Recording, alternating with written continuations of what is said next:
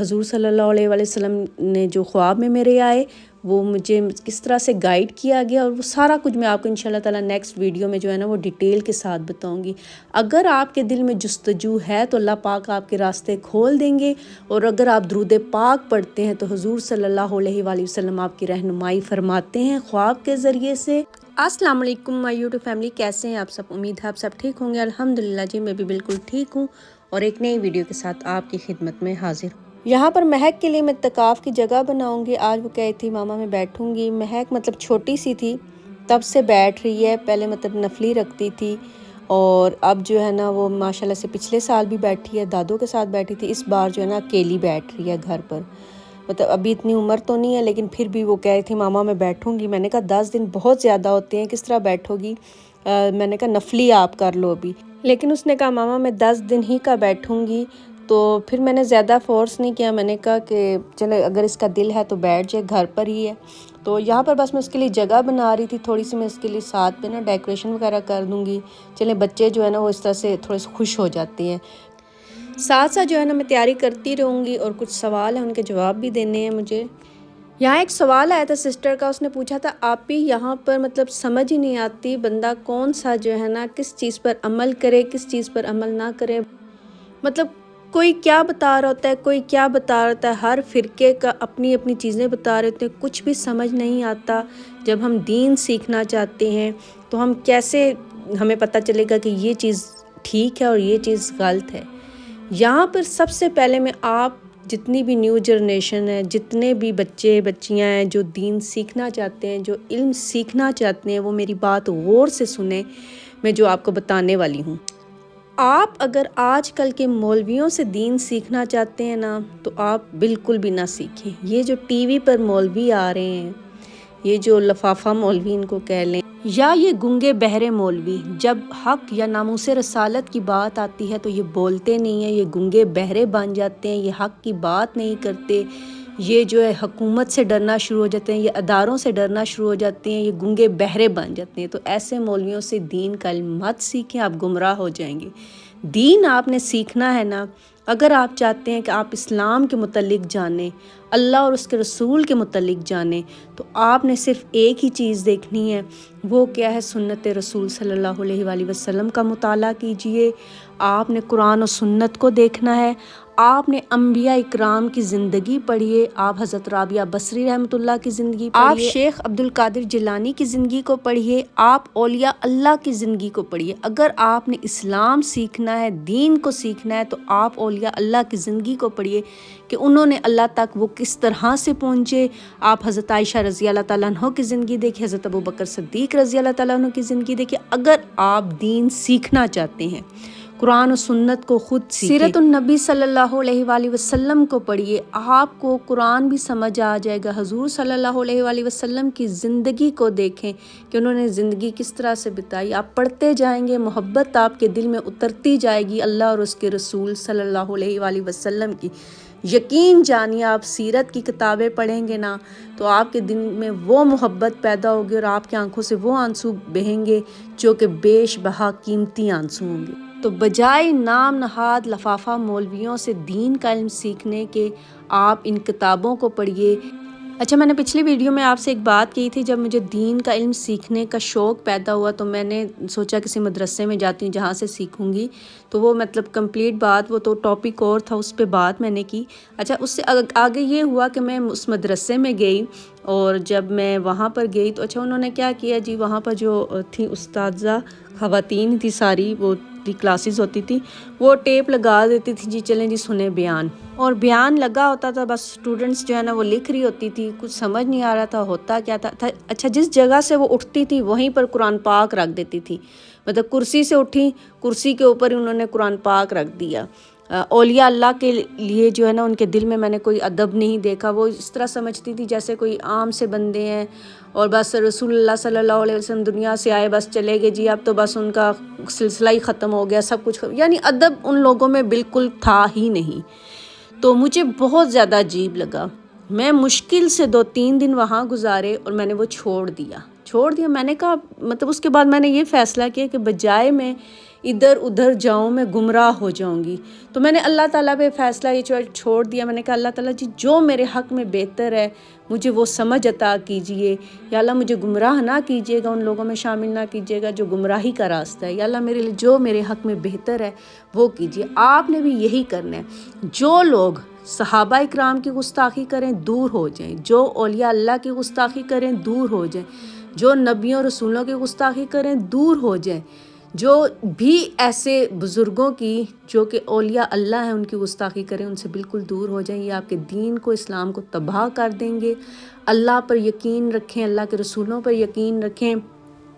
اور اگر آپ چاہتے ہیں کہ اللہ اور اس کے رسول کے قریب ہوں تو اللہ کے ولیوں کی بھی عزت آپ پر جو ہے نا وہ فرض ہے. آپ کی رسپیکٹ ان کی جو ہے نا فرض ہے. آپ ان کی توہین نہیں کر سکتے، نہ صحابہ اکرام کی کر سکتے، نہ اولیاء اللہ کی توہین کر سکتے ہیں. اگر آپ نے اللہ تعالیٰ کو پانا ہے تو ان کی زندگیاں پڑھیں کہ انہوں نے اللہ تک رسائی کیسے حاصل کی، یہ اللہ تک کس طرح پہنچے. اسی لیے میں کہتی ہوں آپ کتابیں پڑھیں اور ان کی زندگیاں پڑھیں کہ انہوں نے اللہ تک کس طرح سے رسائی حاصل کی. آپ وہ پڑھیں تو آپ جو ہے نا آپ کا دل صاف ہوگا، آپ کا دل اللہ تعالیٰ کی طرف مائل ہوگا، اللہ کے رسول صلی اللہ علیہ وآلہ وسلم کی طرف مائل ہوگا جب آپ کتابیں پڑھیں گے. اگر آپ آج کل کے مولویوں کو دیکھیں گے ٹی وی پر، ان کو سنیں گے تو آپ اپنے دین کو برباد، ایک تو آپ کنفیوز ہو جائیں گے، آپ کو سمجھ نہیں لگے گی کیا ٹھیک ہے کیا غلط ہے. تو میں بہت ہی زیادہ مخلصانہ آپ کو مشورہ دے رہی ہوں، آپ کتابیں خریدیں اور ان کی زندگی جو انہوں نے گزاری وہ پڑھیں. تو آپ خود دیکھیے گا کہ آپ کے دل میں کتنی محبت اللہ اور اس کے رسول کی صلی اللہ علیہ وآلہ وسلم کے لیے پیدا ہوگی، اور ایسی محبت ہوگی جو کہ لازوال ہوگی، جس کا کوئی اینڈ نہیں ہوگا انشاءاللہ تعالیٰ. اور بے تحاشا محبت جو ہے نا وہ آپ کے دل میں پیدا ہوگی. یہاں پر ایک سسٹر نے سوال کیا. السلام علیکم. وعلیکم السلام. انہوں نے کہا ہے کہ ہر بیوی ایسی نہیں ہوتی کہ وہ ہسبینڈ سے کہے کہ حرام کی کمائی جو ہے نا کہ وہ آپ لے کر آئیں. کچھ بیویاں ایسی ہوتی ہیں جو منع کرتی ہیں کہ حرام کی کمائی نہ لے کے آئیں. کہتی ہیں میں اپنے ہسبینڈ کو جو ہے وہ منع بھی کرتی رہتی ہوں لیکن وہ پھر بھی اس طرح سے کماتے ہیں تو میں بہت زیادہ تکلیف اور پریشان ہوں، مجھے اس کا جواب دے دیں. تو یہاں پر سسٹر میں سمجھ سکتی ہوں آپ کی تکلیف، آپ کی پریشانی. اگر ہسبینڈ گھر میں حرام کی کمائی لا رہا اور بیوی کا دل یہی کہتا ہے کہ حرام کی کمائی نہ لے کر آؤ، بہت احتجاج کرتی ہے، بہت اپنے ہسبینڈ کو سمجھاتی ہے لیکن ہسبینڈ نہیں سمجھتا اور نہیں مانتا اور وہ حرام کی کمائی ہی گھر پر لاتا ہے، لیکن بیوی اپنا کردار ادا کرتی ہے اور اسے منع کرتی رہتی ہے اور سمجھاتی رہتی ہے.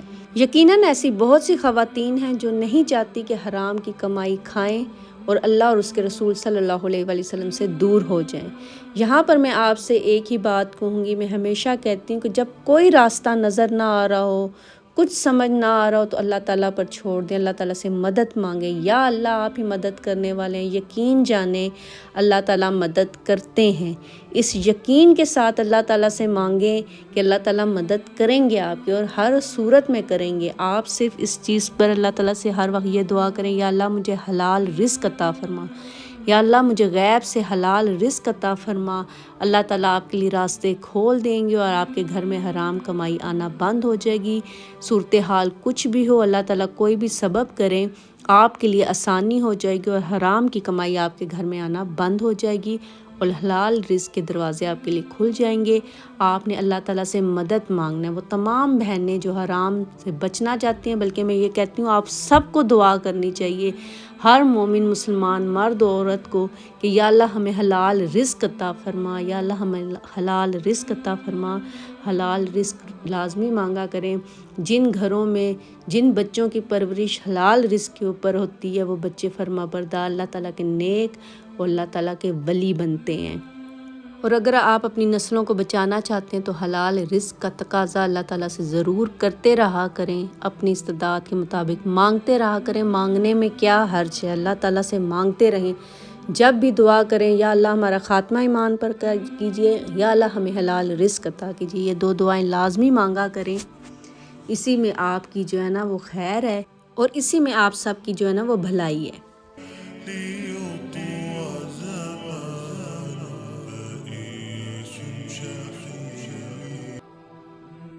यहाँ एक सिस्टर का मैसेज आया, उन्होंने कहा कि मैं आपकी वीडियो देखकर ना बहुत ज़्यादा रोई, रो रो कर जो है ना मैंने अल्लाह ताला से हलाल रिस्क की दुआ मांगी।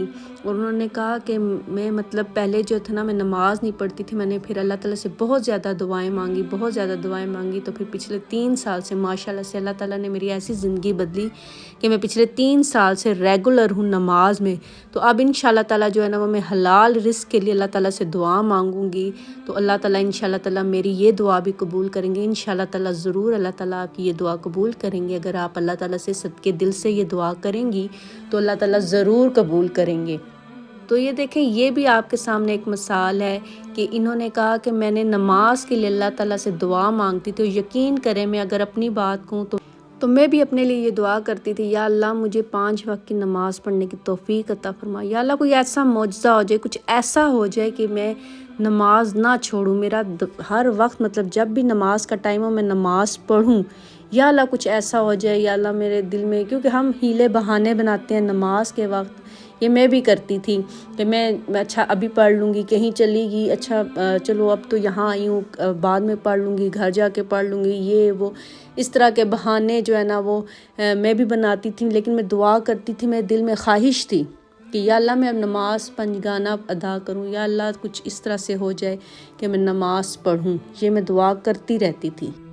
फिर जो मैंने ख्वाब देखे हुज़ूर सल्लल्लाहु अलैहि वसल्लम के मतलब, जो मैंने आपको वीडियो बनाई भी है, वीडियो आपको मोटिवेट करने के लिए, तो उन ख्वाबों की ताबीर क्या इंशाल्लाह ताला जो है ना वो मैं आपको नेक्स्ट वीडियो में मैं उनकी ताबीर बताऊंगी, किस तरह से अल्लाह ताला ने मेरी उस दुआ को कबूल किया और उनकी क्या ताबीर है।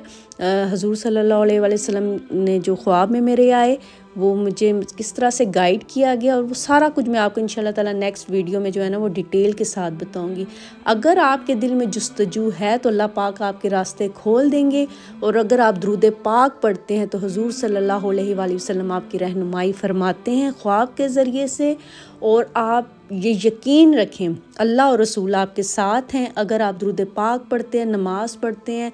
और अगर आप कहीं डगमगाते हैं तो अल्लाह और उसका रसूल सल्लल्लाहु अलैहि वसल्लम आपकी मदद करते हैं और आपकी रहनुमाई करते हैं। ये मेरा यकीन है। कोई नहीं बताता अपने ख्वाबों के बारे में अपनी डिटेल, सिर्फ आपको मोटिवेट करने के लिए कि आप भी दुरूद पाक पढ़ें, आप भी 1 करोड़ दुरूद पाक पढ़ने की नीयत करें और शुरू हो जाएं। सिर्फ आपको मोटिवेट करने के लिए इंशाल्लाह ताला मैं आपको जो है ना ताबीर भी इसकी बताऊंगी, जो ख्वाब मैंने देखे।